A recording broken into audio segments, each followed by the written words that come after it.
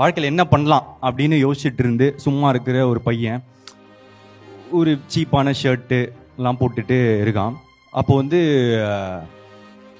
என்னடா இது, என்ன சட்டை இது, இன்னும் நல்லா உழைச்சேன்னா இன்னும் கொஞ்சம் வந்து காஸ்ட்லியான சட்டைலாம் போடலாம்ல, போய் எதாவது வந்து வேலை பாடுறா அந்த மாதிரி சொல்கிறான். அவனும் ரொம்ப கஷ்டப்பட்டு வந்து வேலை செஞ்சு ஒரு காஸ்ட்லியான ஷர்ட்டை வந்து போட்டு இப்படி சுற்றுறான். அப்போ இன்னொருத்த வந்து சொல்கிறான், டேய் என்னடா இது புது சட்டெல்லாம் இந்த மாதிரி காஸ்ட்லியாக இதெல்லாம் போடுற, இனிமேல் நீ பழசை மறக்கக்கூடாதுரா, எப்படி இருந்தியோ அப்படியே தான் இருக்கணும், காசு வந்துடுச்சுன்னா எல்லாம் மாறிடுவியா அப்படின்னு வந்து கேட்குறான். இப்போ சரி நம்ம பழசுக்கே போயிடுவோம் அப்படின்னு சொல்லிட்டு அந்த பழைய சட்டையை எடுத்து திருப்பி போட்டுக்கிறான். இப்போ இன்னொருத்த வந்துட்டு, ஏன்னா இது ஏன்டா இப்படி நடிக்கிற, அதான் காசு வந்துருச்சுல்ல, கொஞ்சம் பெட்டராக எடுத்து போடேன், ஏன் இப்படி நடிச்சுக்கிட்டே இருக்க அப்படின்னு வந்து கேட்குறான். சரி பேசாமல் நம்ம வந்து ஒயிட் அண்ட் ஒயிட்டில் போயிடுவோம், சிம்பிள் அப்படின்னு சொல்லிட்டு ஒயிட் அண்ட் ஒயிட்டில் போகிறான்.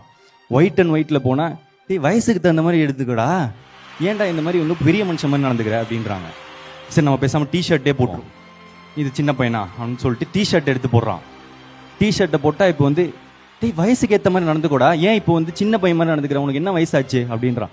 எனக்கு டிஷர்ட்டும் வேணாம் எதுவுமே வேணாம்னு சொல்லிட்டு சட்டையை கிழிச்சு போட்டு வந்து ரோட்ல சுத்துனா, ஐயா பைத்தியம், சட்டை இல்லாம சுத்துறான் பாரு அப்படின்னு சொல்லிட்டு சொல்றாங்க. இப்போ இதுல இருந்து என்னன்னா, சொல்லுங்க ப்ரோ, மத்தவங்களுக்காக வந்து மத்தவங்களுக்கு பிடிச்ச மாதிரி வாழ ஆரம்பிச்சோம்னா மென்டல் ஆயிடும். ஆமா. ஸோ அதனால மத்தவங்க வாழ்க்கையை வாழட்டும், நம்ம வாழ்க்கையை வாழ்ந்துக்கலாம் நமக்கு பிடிச்ச மாதிரி.